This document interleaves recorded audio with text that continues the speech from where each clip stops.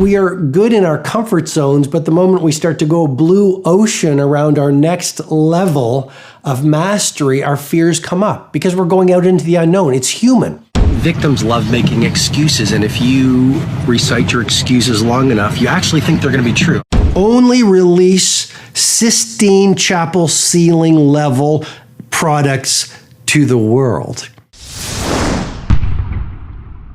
Need motivation? Watch a top 10 with Believe Nation. What's up? It's Evan. My one word is believe, and I believe in you. I believe you have an amazing gift inside you that I want to see explode out onto the world. So let's get your motivation to a 10 and get you believing in you. Grab a snack and chew on today's lessons from a man who went from being a litigation lawyer up until age 25 to becoming a best-selling author, trainer, and motivational speaker. He's Robin Sharma, and here's my take on his top 10 rules of success, volume 3. Enjoy!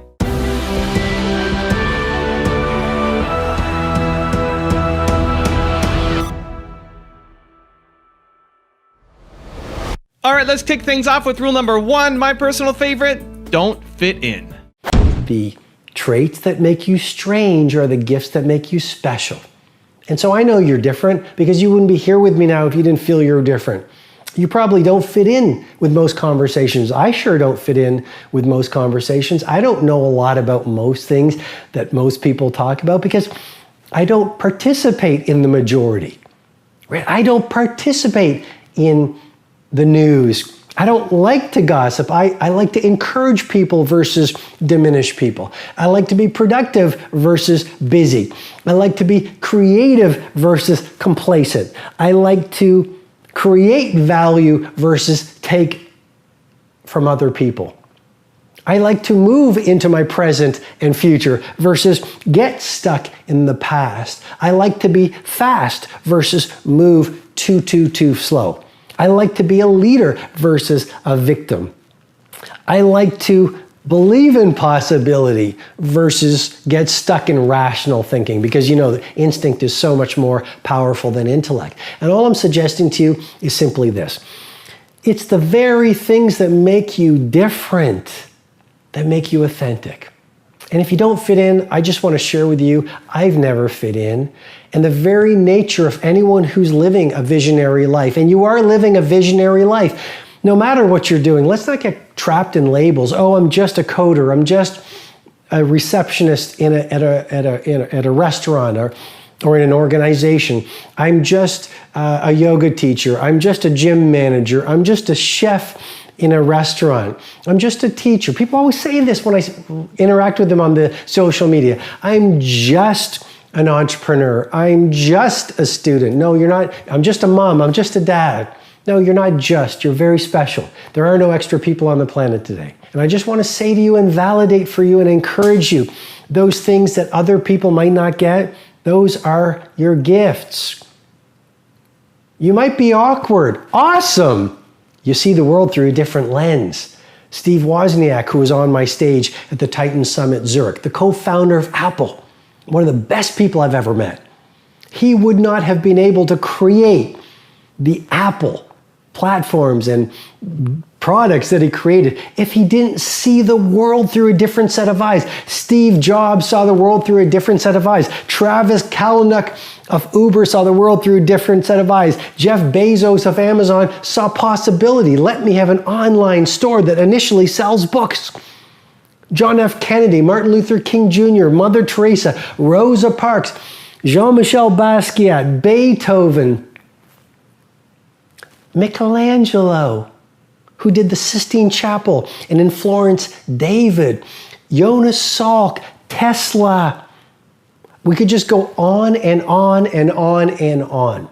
These people were misunderstood because the nature of a genius is to not fit in. Rule number 2, hire A players. Bill Gates was asked what was the winning formula of Microsoft when Microsoft was really the heavyweight champion of their industry. I think they're a little lost right now, but the larger point again is he replied with this: what made Microsoft Microsoft was not our software. What made Microsoft Microsoft was our hiring. I just want to suggest to you the second point or trait of a world-class company is their ability to hire A players. Here is the brain tattoo I want you to absolutely hardwire into your business philosophy as a leader. You cannot build an A-level company with C-level talent. If your company is not winning in your field right now, you likely have weaknesses in your hiring. Don't just hire people because it's the easiest move to make. A lot of companies spend very little time on hiring and then most of their time managing their hiring mistakes. And you know, if you're building a business, if you're an entrepreneur, if you're a manager, if you're a CEO, like a lot of the people who watch these mastery sessions and come to my live events, you know I'm speaking truth here. So you really want to nail your hiring. Rule number 3, let go of your excuses. I've been evangelizing one particular message for 2 decades, and it's you can lead without a title. You know, the seduction of society is that you have to have formal power to make a difference, and that's just a lie the world has sold us. The reality is you can lead without a title, and really the difference or the defining trait of a leader is you shift from victimhood. See, victims love making excuses, and if you recite your excuses long enough, you actually think they're going to be true. I see it around the world, you know, people saying these things like, I don't have time to run, or I'm not good enough to be great at my work, or this would never work, or I don't live in the right country, or life is hard. And the more you recite those excuses, you think they're true. So let go of your excuses, start getting some results done, and over time, you're going to rise to your world class. Rule number 4, de-seed the lemon wedges. One of the things about the 95%, a lot of them are complaining, they're making excuses, they want epic lives, but they're stuck in the group of the cult of superficiality. The top 5%, the titans, the icons, the A players, the world builders are very different. They are not about superficiality, they are all about granularity. Literally, they have de-seeded the lemon wedges. This is a metaphor that I teach. Basically, I was at a hotel in Lucerne, Switzerland, and I love fresh lemon tea. And when they brought the tray to me, I noticed that in the tray was 2 lemon halves, and someone in the kitchen had taken the time to de-seed the lemon wedges. They actually de-seeded them.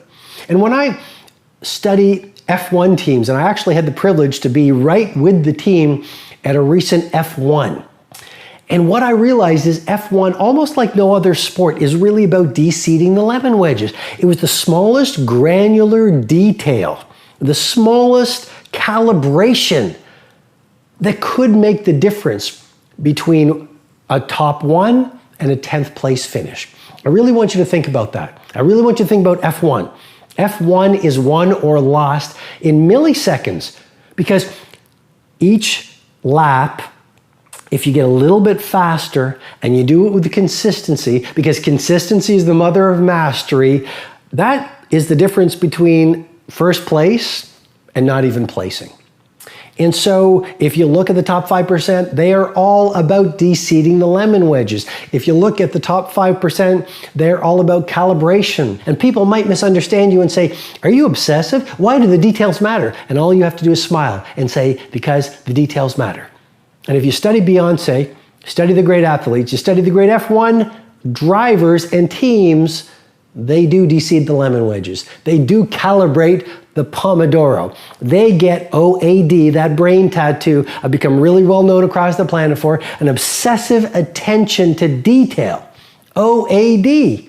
That's what makes the best hotels, the best entrepreneurs, the best teams, the market leaders, the best restaurants, the best hotels, the best cars, the best products, the best user experiences online. They are sweating the tiniest, seemingly innocuous details to create over time a user experience that creates a global base of fanatical followers.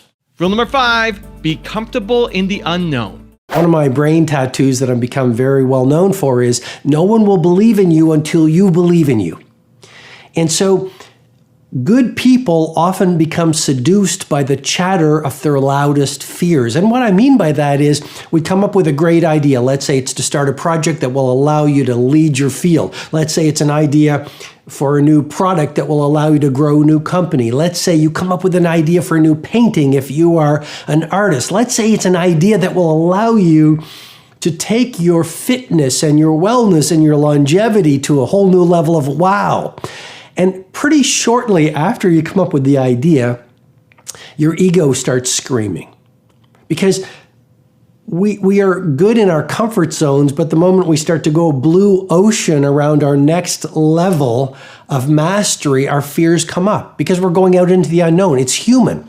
You know, if you were to look at the psychobiology of it and you were to study the pure biology of it, there's a term called homeostasis. Human beings are hardwired for a steady state.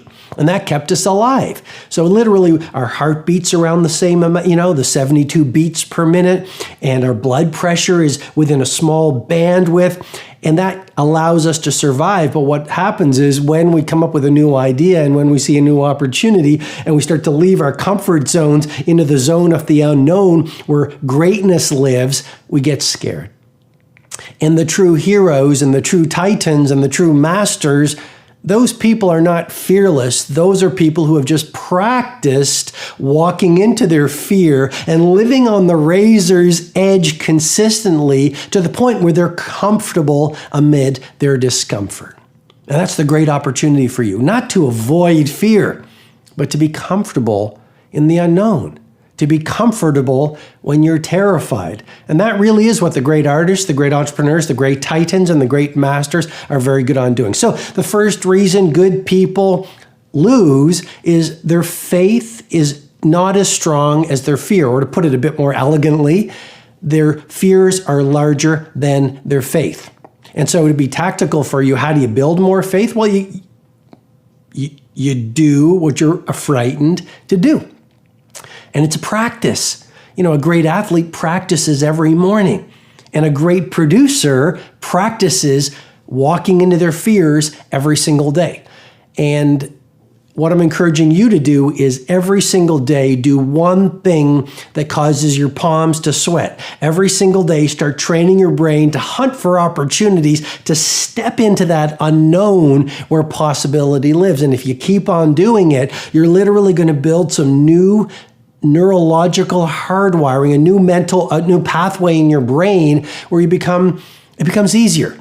Because as you know so well, all change is hard at first and it's messy in the middle and it's beautiful at the end. Rule number 6, only release magic.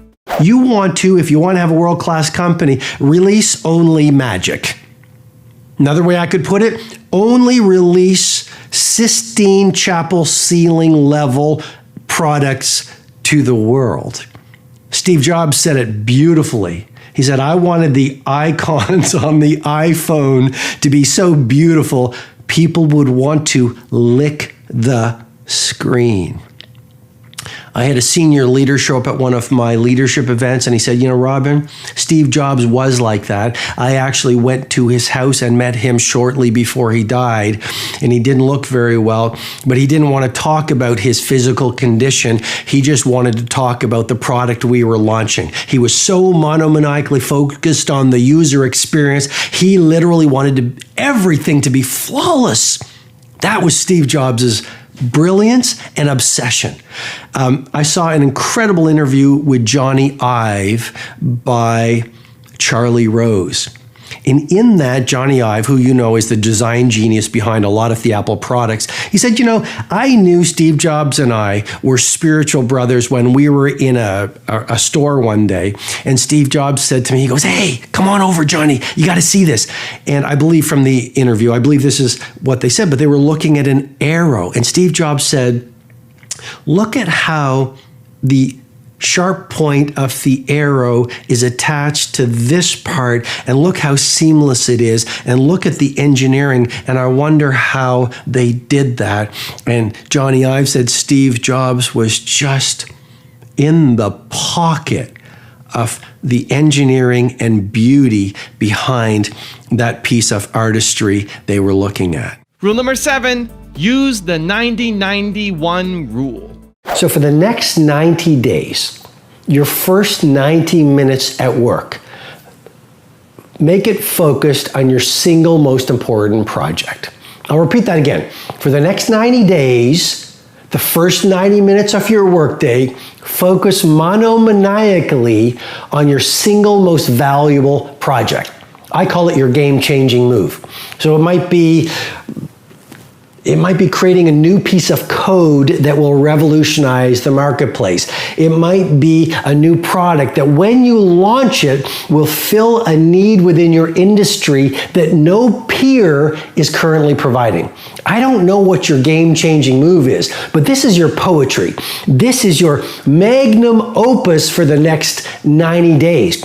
So what most people do is, people who are playing at victimhood, people who are in the 95%, people who are making excuses about ordinary results in their life, a lot of them are not doing the things that would give them legendary results.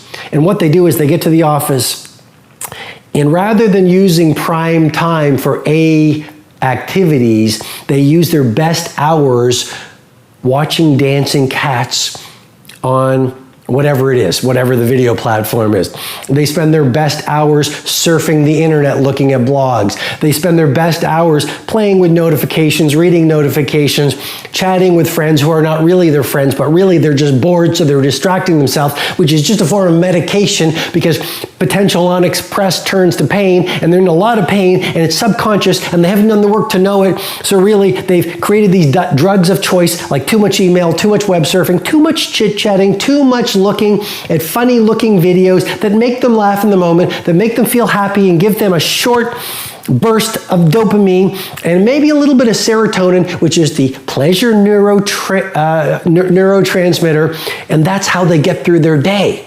And all I'm saying is there is so much distraction available to you out there that if you are not acutely careful, it will dominate your days. What I'm really trying to say is this: a ritual for you to run and dial in and hardwire to the point of automaticity, that's the word the researchers use when a habit becomes your new normal, over 66 days, is the 90-91 rule. And to give it to you again so you really remember it, for the next 90 days, your first 90 minutes, create a tight bubble of total focus so that no one can distract you. Turn off your devices, put them in a little plastic bag, put some reminders on your door, maybe some Post-it notes that this is my tight bubble of total focus for the next 90 minutes.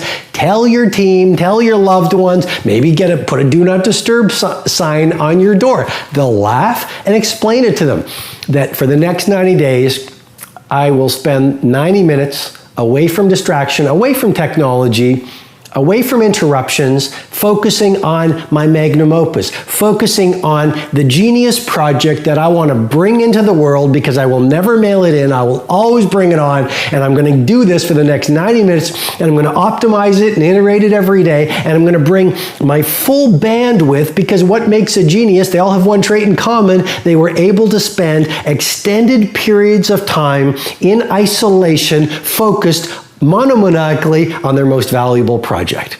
Rule number 8, become a valuable person. Well, you've heard me talk about the 2x, 3x mindset. So to double your income and your impact, triple your investment, including your time investment, in two core areas: your personal mastery and your professional capabilities. You see, when you work on your personal mastery, you awaken your mindset, your heart set, your health set, and your soul set. And when you get those four interior empires to world class, you become a force of nature out in the world, and you do epic things. So you want to work on your personal mastery like you're doing here with me right now by listening to this episode. And then the second thing you want to do is you want to work on your professional capability. You want to be the heavyweight champion of your game. You want to dial in your sport, whether your sport is entrepreneurship, whether your sport is being a chef, whether your sport is being a coder, whether your sport is being a manager, whether you're an entrepreneur, a CEO, an astronaut, a poet, I don't know what it is. But when you focus on your personal mastery and your professional capability, and you really work on those, I'm talking about hours every day if you are serious about leading the field, what starts to happen is this: you become a vastly more valuable person. You become very aware. And that's why I say education is inoculation against disruption. That's why I suggest to you with great love and respect, leadership belongs to the learners. Maya Angelou said it beautifully. She said, when you know better, you can do better. With better awareness, you can make better choices. And with better choices, you're going to see better results. I mean, it's the awareness that you bring to every day based on your learning, based on your investments in training. Well, what does that do? It gives you the ability each day to make better choices, better decisions. When you look at a great life, it's just a series of beautiful choices done daily, stacked on over time. And so when you get great awareness, heightened awareness, more acute awareness of what it means to be a leader, an elite performer, an A player, an awesome human being, an epic producer, a fit human being, a loving human, it just goes on. With that awareness, via your learning, you can make better decisions every day, better choices. Rule number 9, learn to say no. What makes a great company is less about your good opportunities and a lot more about you having the bravery and discipline to say no to your many good opportunities. What destroys a great company is actually opportunity bloating, too many good opportunities. So literally, you diffuse your team's bandwidth and you get distracted. And you see with so many companies right now, they sort of found their sweet pocket and they were absolutely winning in their marketplace. And they decided to go, we've got this app that is really changing the game and owning the marketplace. Let's get into food delivery. Let's get into this. Let's get into that. It happened to General Electric as well. And you probably know they decided at one point, if we can't be 1 or 2 in any market, we're going to get out of that market. That's the key point I'm trying to make. Know your mighty mission, know your monomaniacal focus, and then have the discipline to say no to everything else so you can lock and load on your finest opportunity to completely change the game. And rule number 10, the last one before some special bonus clips, make your I can larger than your IQ. I remember being in Soho, New York, and I walked into one of the stores and I bought a coat. And I was leaving on an airplane for home later that day, and I asked the person who was taking care of me, I said, is it possible, and that's a great respectful way to ask for something, is it possible to get this coat hemmed and adjusted a little bit for me? And I said, the thing is that I'm leaving later today. And he looked at me, and I've never forgotten it, because we all have these people in our lives who say one thing or show up in a certain way, and they stay with us for the rest of our lives. And he said to me these words. He said, I'd love to do that for you. I'd love to do that for you. And again, the whole brain tattoo I'm trying to deconstruct here is make your I can larger than your IQ. You know, I remember being in Prague, and I asked someone on the other, again, I spent a lot of time in hotels, and I said, is it possible to do this? And here was the reply on the other end of the phone. I think it was someone from the front desk, or maybe it was room service. And I try to eat as clean as possible. So probably it was a request, could I have olive oil and fresh lemon or lemon as the salad dressing? And here's the reply. Just to really lovingly and respectfully and hopefully fluently and elegantly bring this leadership insight home to you. I said, is this possible? And his reply was, anything is possible. So it's really easy to get seduced and stuck into a mindset of can't. You know, someone says, let's start a new business. Someone says, here's a great poetic project that if we release it to the world will help us own our marketplace. And it sounds very obvious again, but ask yourself this. Is your default reply a symptom of a mindset of can't, or do you have a mentality of possibility? When someone says, here, read this book, do you shift into can't or can? When someone says, hey, you know what? I'm amped to run a marathon. Do you go, I can't? Is that your default setting in your neurobiological hardwiring? Or do you go, absolutely, or I'd love to do this? You know, it's really, really important, and that is one of the core distinctions of leadership, isn't it? Now I've got two really valuable bonus clips for you from Robin Sharma around using your most valuable hours wisely and turning your pain into power. But before that, my question today from you is, I want to know, have you read any of Robin Sharma's books? And if so, what is your favorite one and why? Leave it down in the comments below. I'm really curious to find out. Thank you guys so much for watching. I believe in you. I hope you continue to believe in yourself and whatever your one word is. Much love. I'll see you soon, and enjoy the bonus clips. Every great hero was broken. Now, if you were to look at Nelson Mandela, he suffered more than most people. If you were to look at Mother Teresa, she went through incredible adversity over the course of her journey. If you were to study Mahatma Gandhi, Nelson Mandela, Rosa Parks, Shakespeare and Tolstoy. If you look at any great artist, a Picasso, a Jean-Michel Basquiat, if you look at the great world builders, they all suffered. Let me put it to you this way with great love and respect. They all outsuffered the majority. And what I'm suggesting to you is pain can be transformed into power with the intention to transform pain into power. You see, what most people do is, this is why most good people lose. They stumble and they fall and they become heartbroken or disappointed by life's challenges that happens to every single one of us.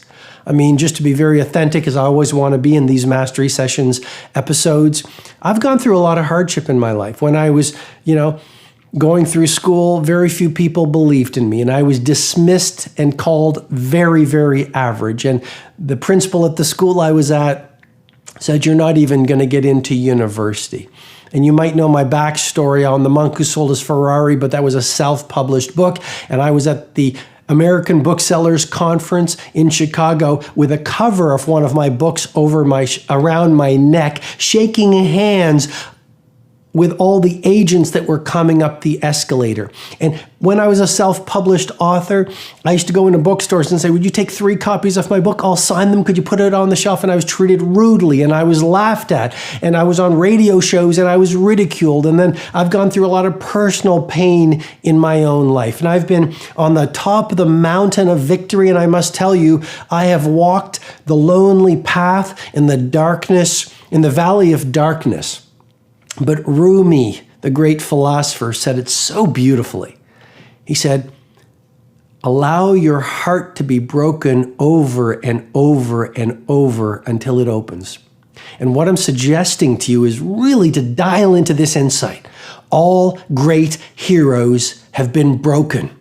But rather than blaming 27 years in imprisonment in the case of Nelson Mandela, rather than blaming his naysayers and his detractors in the case of Mahatma Gandhi, rather than saying life is hard, why isn't greatness easy in the case of a Mother Teresa or Martin Luther King Jr., rather than saying, why did this happen to me in the case of Rosa Parks, who refused to give up her seat to someone on a bus because she was being treated like a second-class citizen because of the color of her skin. These great ones all had one thing in common. They leveraged their pain into power. They turned their tragedies into victories. You wake up every morning with full bandwidth. That's your mental focus, your physical energy, and your willpower. But every time you check your email, you diminish your bandwidth. If you make another choice that's weak versus powerful, you diminish your bandwidth. as you go through your morning, when your bandwidth is at its highest, according to the research, what you start to do is, if you're making weak choices, you're going to start getting weak results. So never check email first thing in the morning. Never get on the social media first thing in the morning. Use your most valuable hours for your most valuable activities. So let me give you the one-word secret to happiness. One word. This is all you need to be happy. The most important word ever. If you had to think of one word that's most important to you, or that sums you up, or that would be kind of like a little beacon. If you want another amazing video highlighting excellence in the Indian community, check it out right there next to me. I think you'll enjoy it. Continue to believe, and I'll see you there.